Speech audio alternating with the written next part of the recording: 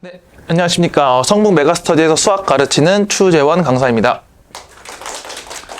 오늘 이제 고대부고 내신 설명회 시작할 건데요. 처음에는 제 소개부터 하고, 그 다음에 고대부고 이제 설명회니까 고대부고 특징, 그리고 내신과 수능까지 어떻게 연결되는지까지 한번 보여드리고요.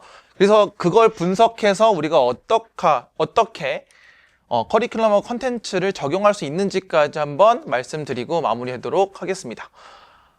첫 번째는 이제 저 소개를 잠깐만 드리자면, 제 지도 철학은 독해하여 구조를 파악해라라는 슬로건으로 지금 교육을 하고 있고요.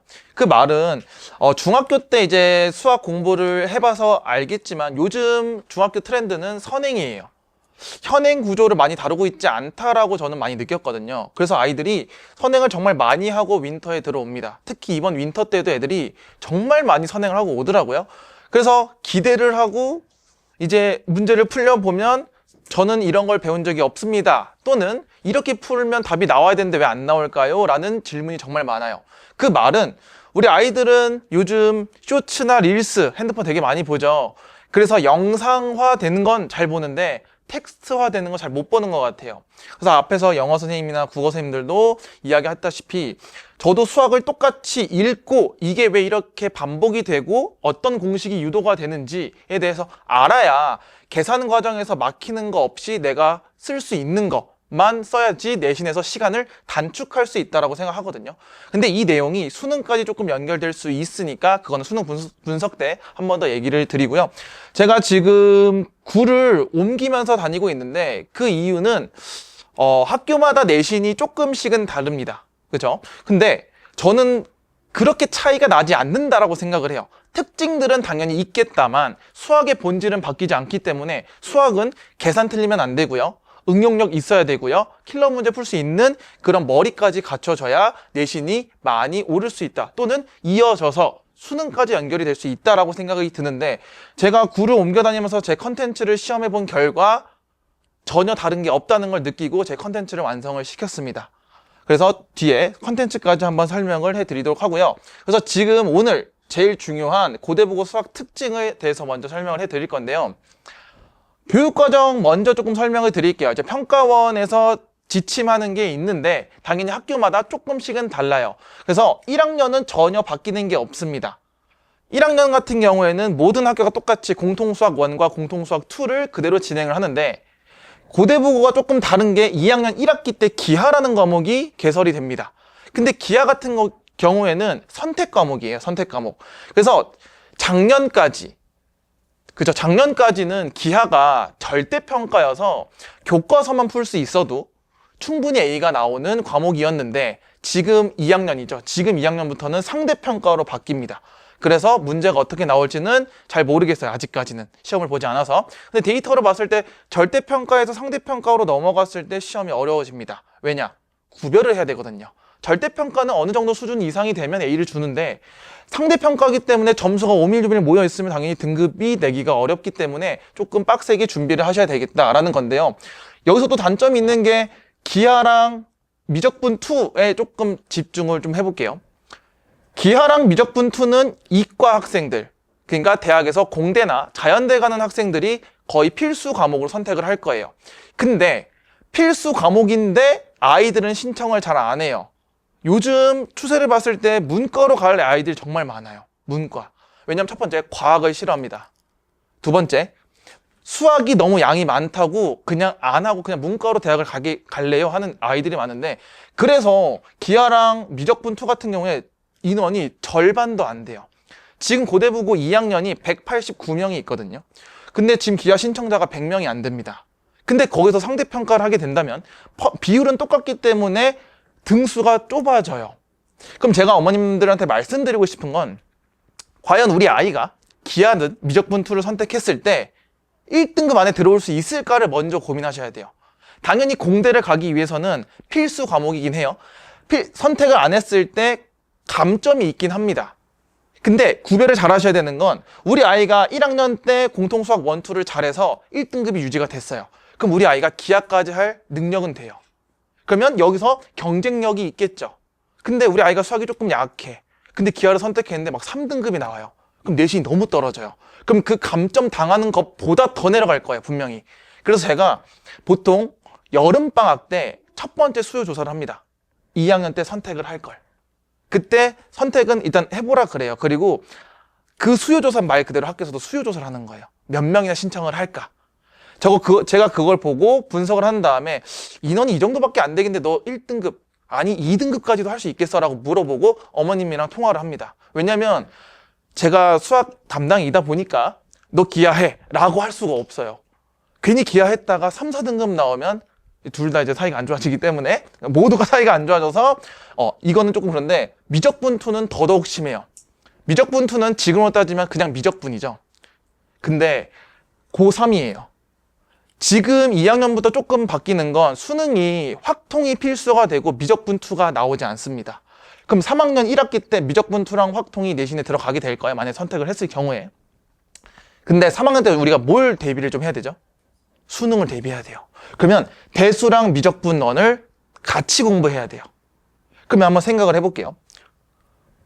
대수랑 미적분원을 한번 배웠으니까 우리 아이가 3학년 1학기 때 잘 할까요?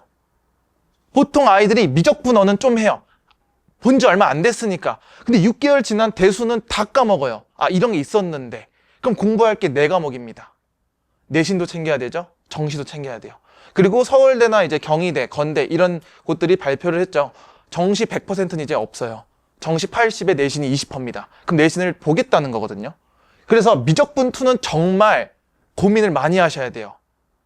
기하보다 어렵기 때문에 선택이 더 줄어들 거예요. 그럼 비율이 더 줄겠죠. 근데 미적분투는 누가 하냐? 수학 괴물들이 해요.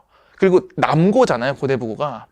남고의 특징은 수학을 너무 잘해요. 그러니까 수학에 미친놈들이 많아요, 진짜로. 수학만 파는 애들. 걔네들은 당연히 선택했을 때 좋겠죠. 근데 여고 같은 경우에는 수학이 조금 약해요, 여자애들이. 상대적으로, 남고보다. 그래서 이 부분에 대해서도 제가 여름방학 때 한 번 더 상담을 드릴 예정입니다. 그래서 이거는 제가 아이의 상태를 보고 좀 설명을 해드린다라고 생각해 주시면 되겠고요. 근데, 그래서 기하를, 이것도 하나 조금 홍보가 될 수 있는데요. 저희 학원에서는 제가 지금 기하를 맡고 있어요. 저는 지금 공수 1부터 미적분해서 지금 총 확통까지 미적분 2 빼고 지금 다 강의를 열어놨거든요. 지금 윈터 때. 근데 다른 학원에서 기하를 못 해주겠다고 해서 기하만 들으러 오는 친구들도 있어요. 그러니까 이게 기하가 조금 단점인 게 뭐냐면 교육과정이 계속 바뀌고 있잖아요. 근데 어느 순간 확통, 기하, 미적을 선택하는 시기가 왔어요. 수능 때. 근데 저는 선택 시기가 아니고 다 해야 되는 수능을 봤거든요. 그래서 저는 기하랑 확통, 미적분투를 다 공부를 했었어서 근데 어느 학원에서는 자기는 기하는 못 해주겠다. 딴 학원 가서 들어라라고 하는 아이들이 저희 학원 와서 듣고 있거든요. 그래서 저는 이거를 다 한꺼번에 누적으로 공부시킬 수 있으니 그건 좀 저의 장점 같아요. 그리고 뭐 마지막에 확통은 무조건 해야 되는 과목이겠죠. 수능도 연결되고 내신도 필수예요. 이건 선택 아닙니다. 필수예요. 그래서 고3 때 조금 힘들 수 있어요. 이과 친구들. 그래서 그것만 조금 주의하시면 되겠고요. 평가 방식은 다르지 않아요. 객관식하고 서답형이 있는데 서답형에 조금 주의를 하셔야 돼요. 고대부고는 이제 고대 사범부속 고등학교잖아요. 사대부고도 마찬가지인데 그 선생님들이 문제를 낼 때 고대부고 선생님들의 특징이 뭐냐면 개념을 되게 좋아하세요. 서술형에 뭘 내냐면요. 좀 이따 잠깐 뒤에서 보여드릴 건데 예시를 줍니다. 이 개념을 무조건 써서 풀어라. 그 말은 뭘까요? 너 암기해서 풀면 점수 안 줄 거니까 개념 이거 똑바로 알아? 그럼 이거대로만 풀어 라고 해요. 근데 요즘 내신 가르쳐줄 때 뭘 가르쳐주냐? 스킬들을 많이 알려줘요. 이거 이렇게 풀면 답 나와. 근데 그걸 서술을 썼을 때 무조건 그냥 빵점이에요. 답만 점수를 받을 겁니다. 고대부고는 독해해서 정말 개념을 네가 알고 있니? 그래서 이 스킬을 쓸 수 있니까지까지 공부를 하셔야 돼요. 그래서 그게 조금 특징이다. 그래서 실제 난이도는 전 중으로 잡았습니다. 고대부고는 뒤에 3문제 정도가 모의고사 문제로 나옵니다. 그 앞에 문제 좀 쉬워요. 제가 봤을 땐 좀 많이 쉽고 제가 지금 고대부고 아이들 데리고 있는데 한 명이 전교 1등이거든요. 걔는 검토까지요. 쉬워가지고 그 정도로 걔는 수학을 좀 잘하는 친구긴 하지만 난이도가 극과 극이에요. 쉽다가 갑자기 어려워져요. 갑자기. 그래서 그 뒤에 것만 잘 보시면 되니까. 근데 서술형이 조금 난해하다 정도만 알고 계시면 좋을 것 같아요. 그래서 문항을 잠깐 분석을 해보면 지금 보시면 이건 객관식이거든요. 3번. 근데 이렇게 줘버려요. 개념을 박스로 준 다음에 이런 개념들을 줘버리고 이 상태로 풀어. 이런 느낌으로 줍니다. 객관식 자체도. 그리고 이쪽 11번만 봐도 교과서랑 활용 문제인데요. 얘는 모의고사 문제였거든요. 근데 이게 제가 알기로 2010년대 모의고사에서 나온 거라서 이게 고대부고 선생님들이 나이가 있으신 분들이 자꾸 옛날 기출을 끌어다가 쓰세요. 근데 제가 96년도부터 학력평가가 있을 때부터 지금까지 문제를 다 갖고 교재를 직접 만듭니다. 제가 이제 구를 옮겨 다니면서 하는 것도 정말 옛날 기출들에서 괜찮은 것들 다 뽑아서 교재에 넣어 놓으니까 이 정도 알고 계시면 좋을 것 같고요.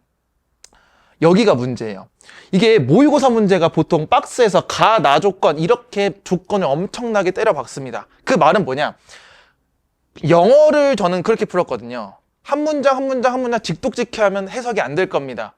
다 다른 말이 될 거예요. 근데 얘도 똑같이 한 줄 한 줄 한 줄 읽는 게 아니고 제가 아이들 심정을 물어봤을 때 이거 안 읽어요. 장담합니다. 이거 안 읽어요. 위에 가, 나 보고 때려 맞춥니다. 그냥 본인이 하고 싶은 거 해요. 그러면 절대 답이 나올 수 없거든요. 근데 이게 수능 문제, 모의고사 문제란 말이에요. 그럼 한 줄 한 줄 읽으면서 이게 얘랑 어떤 관련이 있고 얘가 얘랑 어떤 관련이 있으니까 내가 이걸 써야지가 중요해요. 그러면 저는 아이들한테 늘 이야기합니다. 당연히 시험 볼 때는 이거 할 시간 없거든요. 오케이, 이거 정리하고 이거 정리하고 이렇게 풀어야지. 그게 안 돼요. 그러면 저는 수업 시간에 뭘 얘기하냐면 얘들아 문제 읽어봤어? 그럼 애들은 보통 읽어는 봤대요. 그럼 뭐라고 하냐면 얘들아 첫 줄 읽었을 때 뭐가 보여? 식 하나요.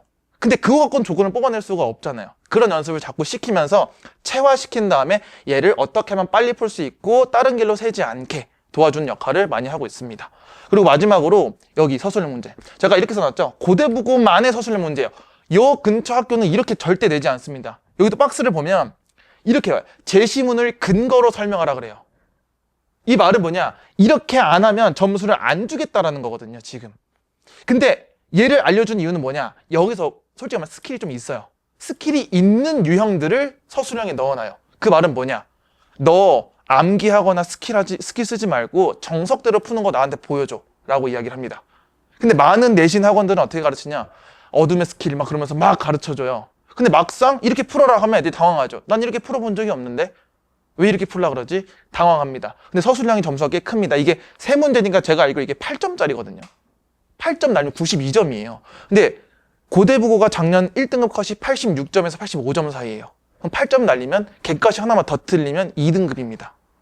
그러니까 독해에서 어떤 개념을 내가 정확하게 써야 되는지를 알 필요가 있다라는 거예요. 그래서 그 연습을 3월달 동안 충분히 시킨 다음에 4월달에는 그걸 실전에 어떻게 적용시키는지 스스로 문제 푸는 내신 자체 모의고사가 또 따로 있습니다. 그래서 여기까지 문항 분석을 마치고요. 그래서 요즘 수능은 어떤 경향을 좀 펼치는지 한번 설명을 드릴 건데요. 제가 작년에 수능을 보러 갔다 왔습니다. 실제로. 저는 매년 신청을 해요. 그 돈 주고. 보니까 한 4만 얼마를 내고 수능을 시험 보더라고요. 그래서 4만 원 내고 시험을 봤는데 저는 대학을 갔으니까 부담감이 없을 거 아니에요. 근데 그러면 아이들의 심정을 이해를 못할 것 같아서 제가 국어를 정말 열심히 풀었습니다. 근데 국어 공부한 지 너무 오래돼서 안 읽히더라고요. 근데 하필 또 작년에 불수능이었대요, 국어가. 저는 제가 못하는 줄 알았어요. 그래서 국어를 거의 다 찍다시피 풀다가 멘탈이 스스로 터졌어요. 내가 글을 이렇게 못 읽느나? 그래서 수학을 풀었는데 이게 멘탈이 영향이 가긴 가더라고요, 확실히. 근데 풀어봤는데 진짜 쭉쭉 푸는데 요즘은 킬러가 없어졌죠. 한동안 킬러 배제 뉴스가 많이 나왔어요. 그래서 확실히 제가 느꼈을 때는 킬러가 있긴 해요. 근데 옛날만큼 킬러는 없어졌어요. 제가 여기서 써주는 건 뭐냐면 계산이나 공식 암기, 스킬을 쓰는 문제들이 거의 안 나왔어요. 거의. 제가 봤을 때 저도 내신을 많이 가르치니까 내신대로 풀어봤거든요. 근데 제가 2문제 빼고 푸는데 30분이 걸렸어요. 읽고 답이 다 나와요, 그냥. 읽으면 그냥. 근데 킬러 문제는 읽는다고 답이 나오면 다 100점이 나오겠죠. 근데 어머님도 알다시피 수능 등급 컷이 너무 신기하게 매년 똑같이 나와요. 미적분 84에서 85가 고정이에요. 그 말은 뭘까? 재수생 비율은 늘어납니다. 그러면 인원이 점점점 많아졌다는 건 공부 잘하는 애들도 많아질 건데 어떻게 등급 컷을 그렇게 맞출까 하면 애들이 요즘에 이제 유튜브 같은데 저는 공식 이런 게 엄청 나오거든요. 저는 수학을 좀 공부를 많이 해야 되니까. 그럼 막 대치동에서 이런 거 막 알려줘요. 제가 한번 써봤거든요. 안 보여요.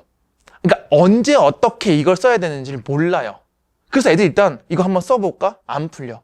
근데 그런 것만 자꾸 연습하니까 안 되는데, 그걸 저는 고등학교 1학년 때부터 똑바로 개념을 알고, 그러니까 이 공식을 써야 돼를 체험하는 게 좀 맞다고 생각이 들어요. 그래서 제가 이렇게 써놓은 게, 선행보다는 좀 개념을 정확하게 알아야 되지 않나. 저는 수업 때 판서가 진짜 많아요. 개념 판서가. 조금 과장하면 학교생보다 많을 거예요, 진짜로. 왜냐면 교과서 개념부터 제가 아는 실전 개념까지 다 써주거든요. 그래서 저는 거의 4시간 수업하면 2시간 반을 판서를 해요. 그리고 1시간 반 동안 문제를 푸는데, 그 문제를 푸는 동안 왜 적용시키는지까지 다 설명을 합니다. 그러면 문제 푸는 양이 적지 않냐? 아니요. 개념 설명하고 예시 문항 다 다시 풀어줘요.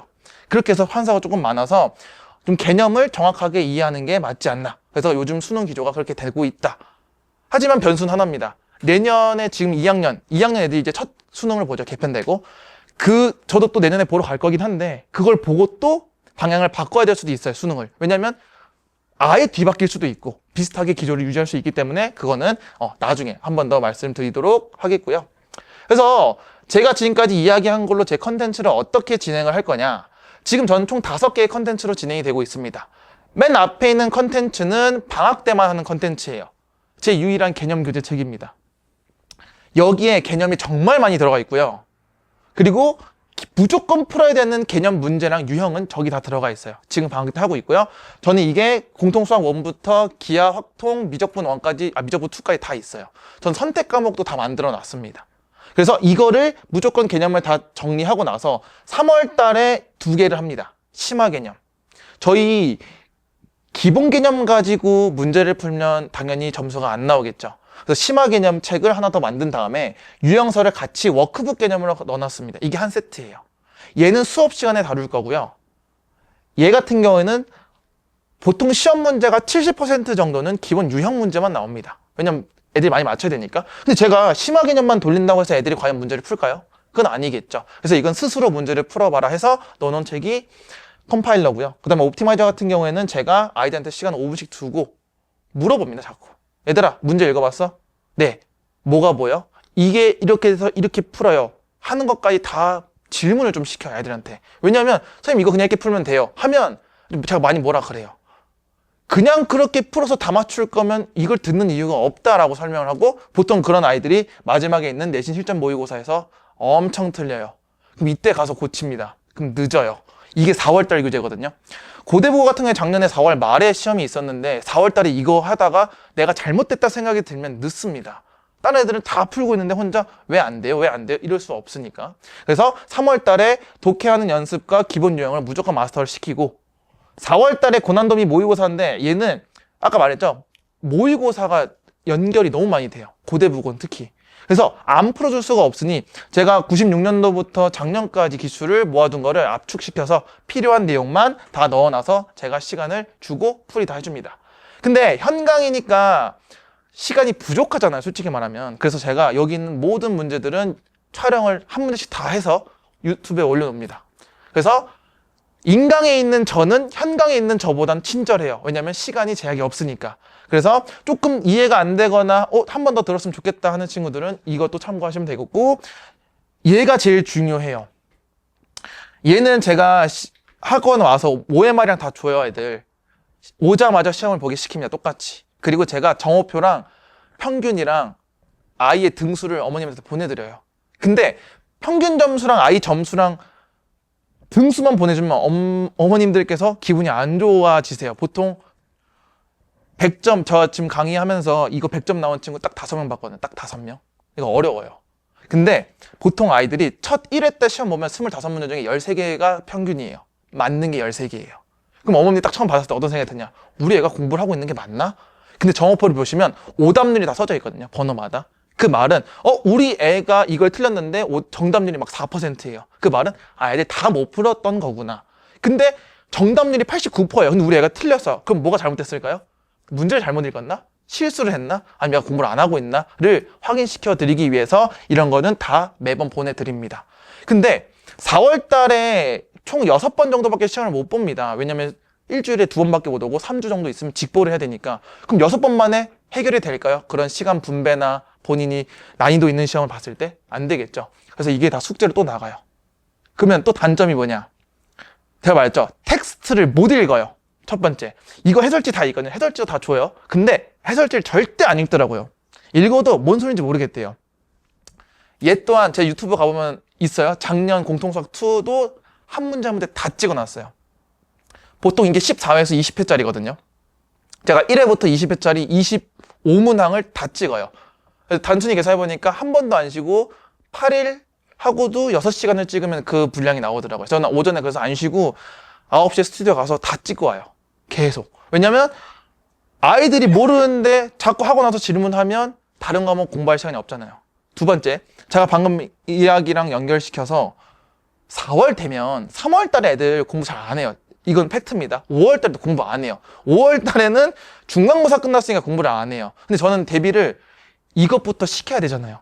저희 6월 달에 이거 시키면 어차피 못 푸니까 저는 시험 대비를 그냥 두 달 잡고 하는데 5월 달에 이거 하고 3월 달에 이거 할 때 다른 과목을 공부를 잘 안 합니다. 특히 영어, 국어는 지문이나 이런 것들이 나와야 시작을 할 수 있어요. 영어 쌤들도 그렇고 자료를 만들어야 되니까. 근데 수학은 다 정해져 있기 때문에 뭐 달라봤자 한두 단원 정도? 소단원 정도라서 저는 이미 다 커리큘럼이 완성이 되어서 요 정도를 하는데 4월이나 6월 달에 애들이 수학 공부를 안 해요. 왜냐? 선생님 저 3월 달, 5월 달에 열심히 했으니까 좀 된 것 같아요 하고 놔요. 그러면 뭐가 문제냐? 공든탑이 그냥 무너집니다. 왜? 선생님 저 국어 해야 돼요. 저 영어 해야 돼요. 국어수제 너무 많아요. 그래서 숙제를 실전 모의고사 50분짜리를 계속 매일매일 풀라고 하고 저한테 보내라 그래요. 그래서 제가 다 확인시켜 드립니다. 그래서 실전 감각을 익히기 위해서 얘가 좋고 이게 안 된다. 자꾸 너무 많이 틀린다. 그럼 다시 이거 복습하셔야 돼요. 그래서 이 커리큘럼으로 하면 저는 1등급은 무조건 나올 수 있다라고 자부할 수 있어요. 그래서 여기까지 보시면 되겠고, 그래서 그냥 그 뒤에 프린트 같은 거, 그 프린트 쭉 보시면 제가 뭐라고 다 써놨으니까 제가 이야기한 거 압축적으로 놓은 거고요. 제 그 강의 평가를 조금 말씀을 드리면, 이건 이제 아이디에 직접 써준 거고, 근데 여기서 뭐 이번에 고대 간 친구도 있고 약대 간 친구도 있어요, 정시로. 그래서 그런 애들이 많이 써줬는데, 제가 지금 여기서 인정받은 건 이겁니다. 저는 여기 수학 선생님들 중에 유일하게 33%, 3분의 1이 1등급이에요. 3분의 1이. 제가 작년에 S반, A반, B반, 곧 최상위반, 중간반, 하위반이 다 제가 있었는데 여기 보시면 모든 반에 1등급을 배출했다라고 써놨거든요. 제가 당연히 최상위반에는 거의 다 1등급이 나왔고요. 제일 하위반에 3명을 1등급을 만들어냈어요. 근데 그 중에 한 명이 전교 4등이에요. 어떻게 만들었냐? 제가 걔한테 뭘 시켰냐면 어려워? 한 문제는 버려도 돼. 1등급은 100점이 목표가 아니에요. 그쵸? 근데 무리하게 그 친구한테 너 이거 풀면 100점 나와. 그러니까 풀어야 돼. 라고 안 하고 그 친구는 아까 추기모를, 그러니까 실전 모의고사를 하면서 분류할 수 있는 습관을 기르라고 했어요. 너 읽어. 안 될 것 같아? 그럼 빠르게 포기해. 라고 이야기를 했거든요. 그거 하나 못 맞춘다고 1등급이 안 된다 그러면 아이가 그 상태가 아닐 겁니다. 분명히. 아까도 말씀했다시피 70% 유형이니까 그거 실수 안 하고 운영하는 연습을 하면 무조건 1등급은 가능합니다.